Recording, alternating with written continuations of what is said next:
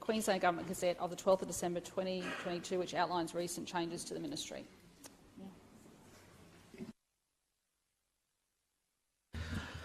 Will the clerk read the list of petitions lodged? The following honourable members have lodged paper petitions for presentation and an e-petition which are now closed and presented. Mr Lister from 2,596 petitioners requesting the House to reconsider the closure of driver reviver sites in Queensland, especially the Gladfield site. Mr Perrott from 2,604 petitioners requesting the House to ensure the transmission infrastructure required for Powerlink's Barumba pumped hydro project to Wuluga substation is built on existing state-owned land corridors and to minimise the impact on private landowners and the environment. The following honourable members have lodged e-petition which are now closed and presented. Mr Bennett from 17,039 petitioners requesting the House to reject recommendation 39 of the Queensland Human Rights Commission's report on the Anti-Discrimination Act and allow all religious schools in Queensland to continue to employ staff who share their beliefs of the school. Mr Boothman from 1,464 petitioners requesting the House to allow Wellcamp to be used for homeless families and people without suitable housing. Dr McMahon from 2,818 petitioners requesting the House to develop and enforce standards for treating mould in rental properties. Mr Bennett from 887 petitioners requesting the House to dismiss the board and chief executive of the Wide Bay Hospital and Health Service. Mr Leahy from 647 petitioners requesting the House to ensure proper community consultation in relation to the Tara Hospital redevelopment.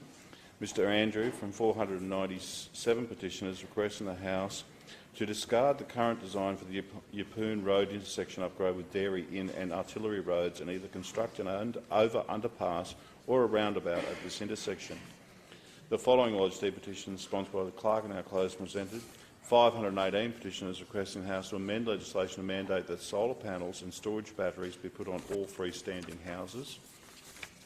799 petitioners requesting the House to hold a referendum to amend the preferential voting system to one whereby all preference numbers are given a value equal. 269 petitioners requesting the House to follow the request of e-petition 3779-22 and hold a referendum to amend the preferential voting system with modified preference weightings.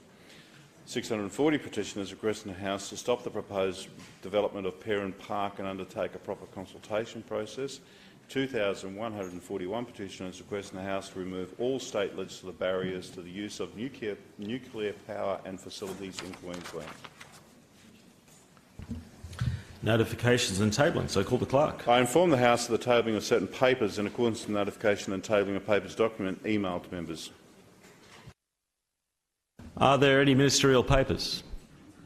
Are there any ministerial notices of motion? Are there any ministerial statements? I call the Honourable the Premier. Thank you, Mr Speaker. Order, members. I ask you to resume your seat, Premier. This is not the start we'd like to get off to this year, members. The same standing orders apply as per the previous year. I trust you can understand that. I call the Premier. Thank you, Mr Speaker. Mr Speaker, with the introduction of the Strengthening Community Safety Bill by the Police Minister today, there will be a stronger response and more consequences for youths who are serious repeat offenders. And there will be even more investment in tackling the complex causes of youth crime. We are introducing tough new laws and increasing our investment in youth justice after careful consideration by our government. These new initiatives are based in evidence and they follow feedback from the community, police and other important stakeholders. We have listened, Mr Speaker, and the bill we introduced today has one central aim: to ensure Queenslanders and their communities are safer. Mr Speaker, our new investment of $332 million will help boost police resources, tackle the complex causes of youth crime and support community safety. This new investment is in addition to significant investment by our government in the youth justice system since 2015, including an early intervention which has lowered rates of reoffending, bringing our total investment to $1.1 billion. In the last year, we've had a 7% decline in young people with a proven offence and a 3% reduction in the number of offences overall. But, Mr Speaker, there is always more to do. The Strengthening Community Safety Bill focuses on three important key areas: targeting serious repeat offenders, tackling the complex causes of youth crime, and of course supporting community safety. Mr Speaker, the vast majority of young people who come into contact with the youth justice system do not offend again following diversionary and rehabilitation programs, but to specifically target the 17% of young offenders who are committing 50% of crimes. More measures will be put in place. These measures are outlined in detail in the bill, but they include strengthening conditional release orders, a new declaration of serious repeat offenders, and expanding the number of offences with a presumption against bail. Mr Speaker, this is beyond politics, and we are adopting a bipartisan approach in proposing to make a breach of bail condition for young offenders, just as it is for adult offenders. However, it is important Sorry, to note— Premier. Member for Clayfield, correct titles will be used in this chamber. You warned under standing orders. Premier, you have the call. However, it is important to note that this is different to the amendment brought in by the previous Newman government, which was found to be flawed and breached the rule against double punishment. Order. Order, members. We will increase youth detention capacity with 2 new therapeutic centres, and we will work with non-government organisations. Mr Speaker, these measures build on new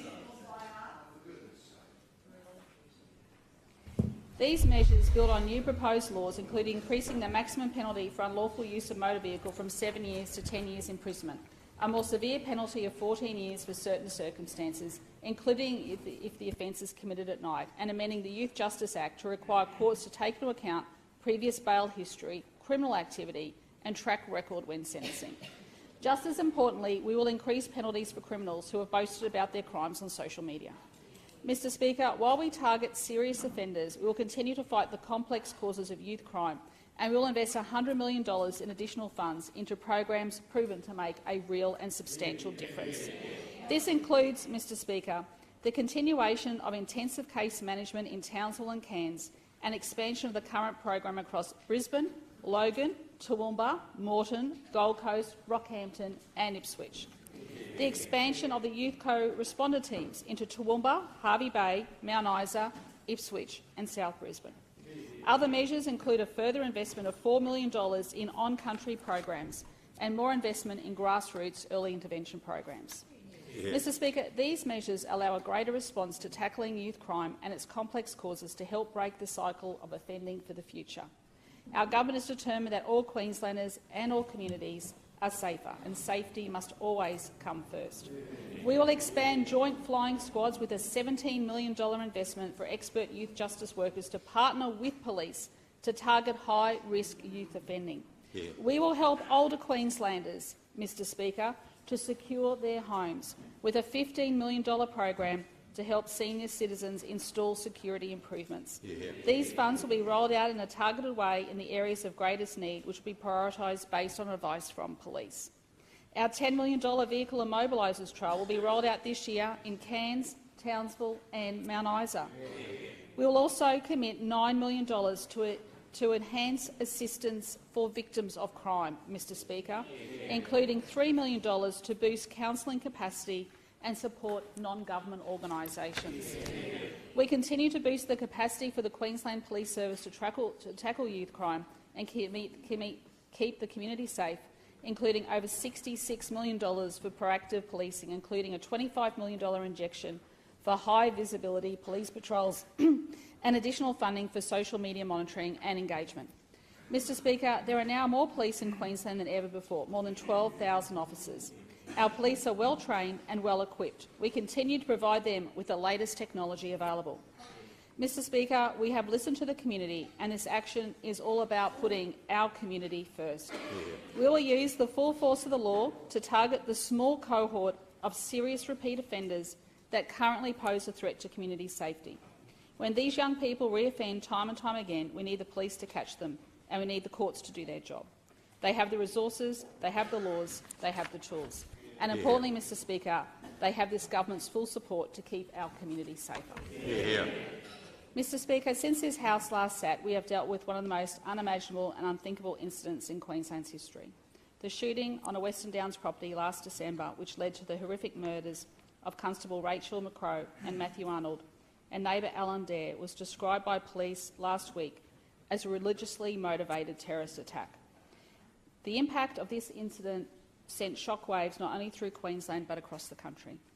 Our thoughts continue to be with the affected families, our courageous police community, including the other officers present at the incident and local communities of Tara and Chinchilla, who felt this very deeply. The display of the police officers on that fateful day going in there will never be forgotten, and Queensland owes them a great debt. We will hold a condolence motion to honour their sacrifice later this week, in which members of this House can participate in. Mr Speaker, while a major investigation into this matter continues on behalf of the State Coroner, it has highlighted the ongoing importance of effective firearms management and community safety. Our gun laws in Queensland are among the strongest in the world, but the incident has made it clear that still there needs to be more work. While jurisdictions currently share information about firearms, we know that there are significant improvements that we can make to make our communities safer. After the incident, I advocated for a national firearms register. I took this to National Cabinet earlier this month, which was supported from everybody.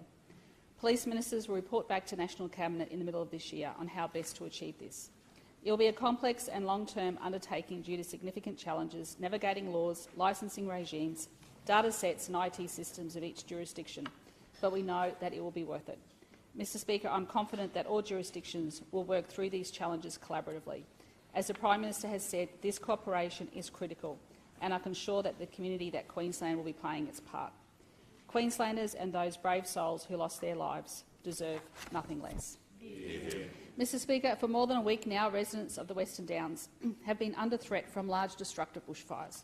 Last Saturday, I visited the Miles Command Centre to meet and be briefed by the brave firefighters on the front line and to thank them for their tireless hard work. Up to 200 men and women, 160 from across Queensland, have fought to contain the blazes near Miles and Tara. Some I have met came from as far away as Mackay, Rockhampton, Yeppoon and Gladstone, working 12-hour shifts in dangerous, difficult conditions, battling high temperatures and strong winds. Many of them were volunteers, Mr Speaker.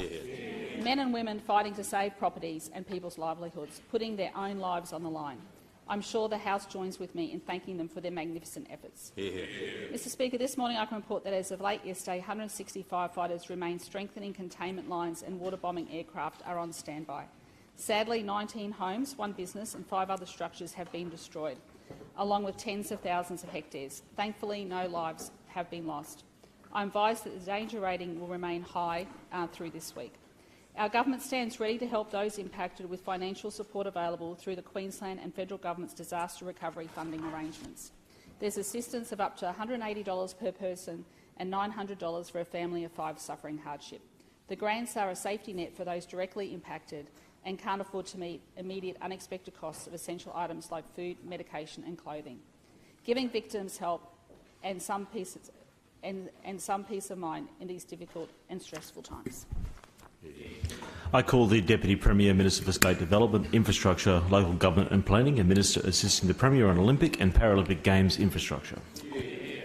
Mr Speaker, the Palaszczuk government's priority is to put community